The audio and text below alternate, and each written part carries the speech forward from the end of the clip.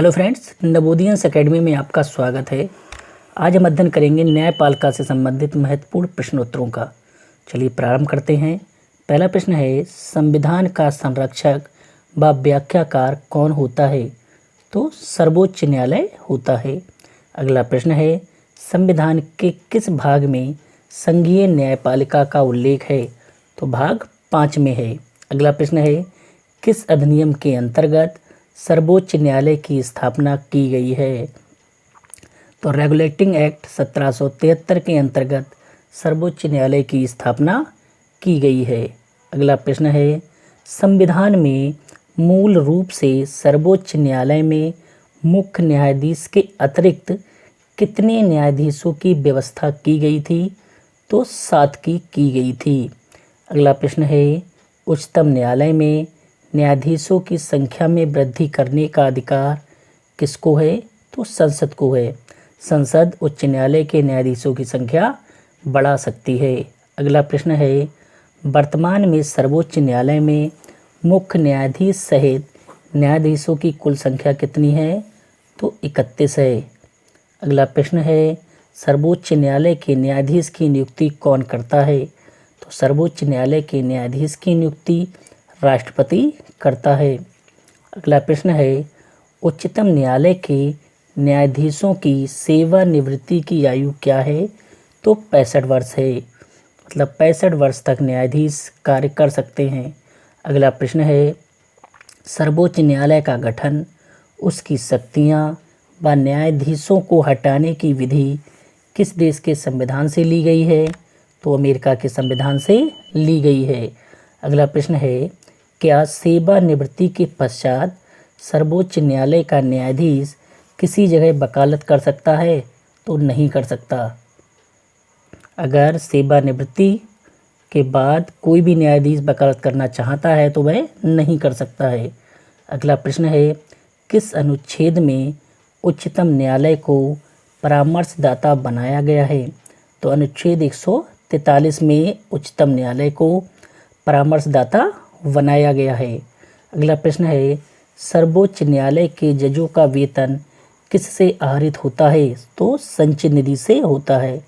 अर्थात सर्वोच्च न्यायालय के जजों को संचित निधि से वेतन दिया जाता है। अगला प्रश्न है, सर्वोच्च न्यायालय के न्यायाधीश को उसके पद से कैसे हटाया जा सकता है? तो सर्वोच्च न्यायालय के न्यायाधीश को उसके पद से महाभियोग की प्रक्रिया द्वारा हटाया जा सकता है। अगला प्रश्न है, भारत के प्रथम मुख्य न्यायाधीश कौन थे? तो भारत के प्रथम मुख्य न्यायाधीश हीरालाल जे कानिया थे। अगला प्रश्न है, किस अनुच्छेद के अंतर्गत संविधान सर्वोच्च न्यायालय को अभिलेख न्यायालय का स्थान प्रदान करता है? तो अनुच्छेद 129 के अंतर्गत। अगला प्रश्न है, सर्वोच्च न्यायालय ने संविधान की आधारभूत संरचना की घोषणा किस मामले में की थी? तो केशवानंद भारती वाद। अगला प्रश्न है, जनहित याचिका कहाँ दायर की जा सकती है? तो जनहित याचिका सर्वोच्च न्यायालय में दायर की जा सकती है। अगला प्रश्न है, सर्वोच्च न्यायालय का मुख्य न्यायाधीश कौन हो सकता है?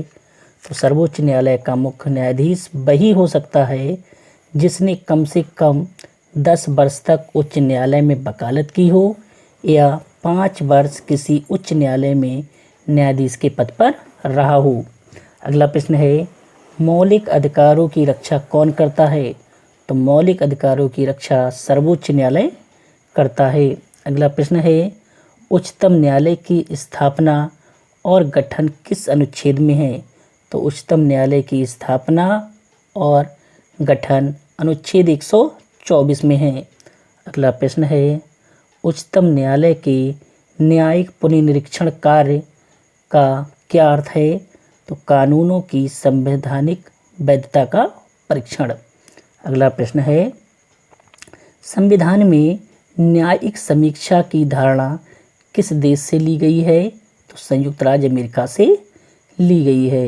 अगला प्रश्न है, अधीनस्थ विधायन समिति किससे संबंधित है? तो किससे संबंधित है? प्रत्योजित विधायन से संबंधित है। किससे? प्रत्योजित विधायन से संबंधित है। किस देश में संवैधानिक विधि तथा साधारण विधि में कोई अंतर नहीं है? तो कहाँ नहीं है? ब्रिटेन में। ब्रिटेन में संवैधानिक विधि और साधारण विधि में कोई अंतर नहीं है। अगला प्रश्न है, न्यायपालिका का मुख्य कार्य क्या है? न्यायपालिका का मुख्य कार्य कानून का न्याय निर्णय है। कानून का न्याय और निर्णय। अगला प्रश्न है, नियमों का पालन कराना किसका कार्य है? नियमों का पालन कराना न्यायपालिका का कार्य है। किसका कार्य है? न्यायपालिका का। अगला प्रश्न है, एमिकस क्यूरी कौन होता है? तो एमिकस क्यूरी न्यायालय होता है, या कहा जाए न्यायालय का मित्र होता है। अगला प्रश्न है, भारतीय संविधान न्यायिक पुनर्निरीक्षण किस पर आधारित है? तो पूर्व निर्णयों तथा परिपाटियों पर आधारित है। भारतीय संविधान न्यायिक पुनर्निरीक्षण किस पर आधारित है? तो पूर्व निर्णयों तथा परिपाटियों पर आधारित है। अगला प्रश्न है, भारत की न्यायपालिका किस अवस्था में है? तो भारत की न्यायपालिका स्वतंत्र अवस्था में है। अगला प्रश्न है, सर्वोच्च न्यायालय की प्रथम महिला न्यायाधीश कौन थी? तो सर्वोच्च न्यायालय की प्रथम महिला न्यायाधीश मीरा साहिब फातिमा बीवी थी। अगला प्रश्न है, सर्वाधिक समय तक सर्वोच्च न्यायालय में मुख्य न्यायाधीश के पद पर रहने वाले व्यक्ति कौन थे? तो वाई.वी. चंद्रचूड़। वाई.वी. चंद्रचूड़ सर्वोच्च न्यायालय में सबसे लंबे समय तक मुख्य न्यायाधीश के पद पर रहे थे। अगला प्रश्न है, भारत के उच्चतम न्यायालय के पास किस तरह के अधिकार क्षेत्र होते हैं? तो मूल, अपीलीय व परामर्शदायी अधिकार क्षेत्र होते हैं। अगला प्रश्न है, उच्चतम न्यायालय के सेवानिवृत्त न्यायाधीशों के लिए कहाँ पर वकालत करने की मनाही है? तो उच्चतम न्यायालय के अलावा किसी भी अन्य न्यायालय में। अगला प्रश्न है, उच्चतम न्यायालय के न्यायाधीश की न्यूनतम आयु क्या है? तो इसकी कोई सीमा निर्धारित नहीं की गई है। अगला प्रश्न है, कौन सी व्यवस्था विधि द्वारा शासन सिद्धांत के विपरीत है? तो विशेषाधिकार व सुरक्षा। प्रश्न क्या है? कौन सी व्यवस्था विधि द्वारा शासन सिद्धांत के विपरीत है? तो विशेषाधिकार एवं सुरक्षा। अगला प्रश्न है, भारतीय नागरिकों की तरह विदेशियों को कौन सा अधिकार प्राप्त है? तो विधिक अधिकार विदेशियों को भी प्राप्त है।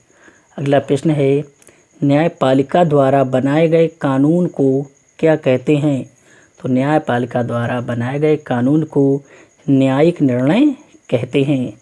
अगला प्रश्न है, संविधान के अंतर्गत बंदी प्रत्यक्षीकरण समादेश जारी करने का अधिकार किसको है? तो उच्च न्यायालय तथा उच्चतम न्यायालय को है। उच्च न्यायालय तथा उच्चतम न्यायालय को है। अगला प्रश्न है, मौलिक अधिकारों को मानने तथा सुनिश्चित करने की जिम्मेदारी किसको सौंपी गई है? तो उच्च न्यायालय व उच्चतम न्यायालय को सौंपी गई है।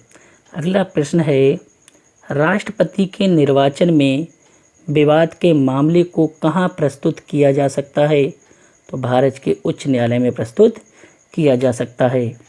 उच्च न्यायालय या उच्चतम न्यायालय में। अगला प्रश्न है, भारत का उच्चतम न्यायालय कानून या तथ्य के मामले में राष्ट्रपति को कब परामर्श देता है? तब देता है जब राष्ट्रपति परामर्श के लिए कहता है। अगला प्रश्न है, संविधान के अस्तित्व में आने से पहले कौन प्रिवी काउंसिल के रूप में कार्य कर रहा था? तो उच्चतम न्यायालय प्रिवी काउंसिल के रूप में कार्य कर रहा था। अगला प्रश्न है, प्रशासनिक न्यायाधिकरण के निर्णय से असंतुष्ट लोक सेवक कहाँ अपील कर सकता है? तो सर्वोच्च न्यायालय में अपील कर सकता है। अगला प्रश्न है, राज्यों में उच्च न्यायालय सीधे किसके अधिकार क्षेत्र में आते हैं? तो उच्चतम न्यायालय के अधिकार क्षेत्र में आते हैं। अगला प्रश्न है, केंद्र व राज्य के बीच होने वाले विवादों का निर्णय करने की शक्ति उच्चतम न्यायालय को कहाँ से मिली है? तो मूल अधिकारिता से मिली है। अगला प्रश्न है, न्यायाधीश पर दुर्व्यवहार, अक्षमता व साबित कदाचार का दोष सिद्ध होने पर क्या प्रक्रिया अपनाई जाती है? तो महाभियोग की प्रक्रिया अपनाई जाती है। अगला प्रश्न है, किस अनुच्छेद के अनुसार न्यायाधीशों के वेतन भत्ते की व्यवस्था की गई है? तो अनुच्छेद 125 के अंतर्गत न्यायाधीशों के वेतन एवं भत्ते की व्यवस्था की गई है। अगला प्रश्न है, किस अनुच्छेद के अनुसार आपातकाल के दौरान राष्ट्रपति न्यायाधीशों के वेतन भत्तों में कमी कर सकता है? तो अनुच्छेद 360(4) ख के अंतर्गत वेतन भत्तों में कमी कर सकता है। अगला प्रश्न है, तदर्थ न्यायाधीशों की नियुक्ति कौन करता है? तो तदर्थ न्यायाधीशों की नियुक्ति मुख्य न्यायाधीश करता है। अगला प्रश्न है, भारत का अंतिम अपीलीय अधिकरण कौन सा है? तो भारत का अंतिम अपीलीय अधिकरण उच्चतम न्यायालय है। अगला प्रश्न है, किस अनुच्छेद के अंतर्गत वैधानिक मामलों में उच्चतम न्यायालय को विशेष अधिकार प्राप्त है? तो अनुच्छेद 132 के अंतर्गत। अगला प्रश्न है, किस अनुच्छेद के अंतर्गत उच्चतम न्यायालय को दीवानी मामलों में विशेष अधिकार प्राप्त है? तो अनुच्छेद 133 के अंतर्गत उच्चतम न्यायालय को दीवानी मामलों में विशेष अधिकार प्राप्त है। अगला प्रश्न है, किस अनुच्छेद के अनुसार सलाहकारी अधिकारिता में उच्चतम न्यायालय को विशेष अधिकार प्राप्त है? तो अनुच्छेद 143 के अंतर्गत। अगला प्रश्न है, उच्चतम न्यायालय ने 1994 में किस मुद्दे पर अपनी राय देने से इनकार कर दिया था? तो अयोध्या मुद्दे पर उच्चतम न्यायालय ने 1994 में अपनी राय देने से इनकार कर दिया था। अगला प्रश्न है, कौन सा अनुच्छेद संसद को संप्रभु नहीं बनाता? तो अनुच्छेद 368 संसद को संप्रभु नहीं बनाता है। अगला प्रश्न है, किस अनुच्छेद के अनुसार उच्चतम न्यायालय को अपने पूर्व के निर्णय पर पुनर्विचार करने का अधिकार प्राप्त है? तो अनुच्छेद 137 के अंतर्गत सर्वोच्च न्यायालय या उच्चतम न्यायालय अपने पूर्व के निर्णयों पर पुनर्विचार कर सकता है। अगला प्रश्न है, प्रकीर्णन अधिकारिता संविधान के किस अनुच्छेद में वर्णित है? तो अनुच्छेद 317 में वर्णित है। अगला प्रश्न है, एसपी गुप्ता के मामले में किस न्यायाधीश ने जनहित याचिकावाद या पीआईएल की शुरुआत की थी? तो पीएन भगवती ने। किसने की थी? पीएन भगवती ने। अगला प्रश्न है, न्याय प्रतिपादन एवं विधिक सुधारों हेतु राष्ट्रीय मिशन की स्थापना संबंधी प्रस्ताव कब स्वीकृत हुआ था? तो 23 जून 2011 को स्वीकृत हुआ था। अगला प्रश्न है, न्याय प्रतिपादन एवं विधिक सुधारों हेतु राष्ट्रीय मिशन की अवधि कितनी थी? तो 5 वर्ष थी, सन 2011 से सन 2016 तक। अगला प्रश्न है, सर्वोच्च न्यायालय द्वारा जन कल्याण हेतु 9वीं सूची की ऐतिहासिक समीक्षा कब की गई? 11 जनवरी 2007 को की गई थी। अगला प्रश्न है, 9वीं अनुसूची के अंतर्गत वर्तमान में कितने कानून शामिल हैं? तो 284 कानून शामिल हैं। अगला प्रश्न है, 1980 में मिनर्वा मिल्स बनाम भारतीय संघ मामले में सर्वोच्च न्यायालय ने 42वें संविधान संशोधन द्वारा कौन से अनुच्छेद को अवैध घोषित कर दिया था? तो 368 व 31C को अवैध घोषित कर दिया था। अगला प्रश्न है, भारत में कुल कितने उच्च न्यायालय हैं? तो भारत में वर्तमान में कुल 25 उच्च न्यायालय हैं। अगला प्रश्न है, भारत के किस उच्च न्यायालय में न्यायाधीशों की संख्या सबसे कम है? तो सिक्किम उच्च न्यायालय में न्यायाधीशों की संख्या सबसे कम है। अगला प्रश्न है, भारत के किस उच्च न्यायालय में न्यायाधीशों की संख्या सबसे अधिक है? तो इलाहाबाद उच्च न्यायालय में न्यायाधीशों की संख्या सर्वाधिक है। अगला प्रश्न है, भारत का सबसे बड़ा उच्च न्यायालय कौन सा है?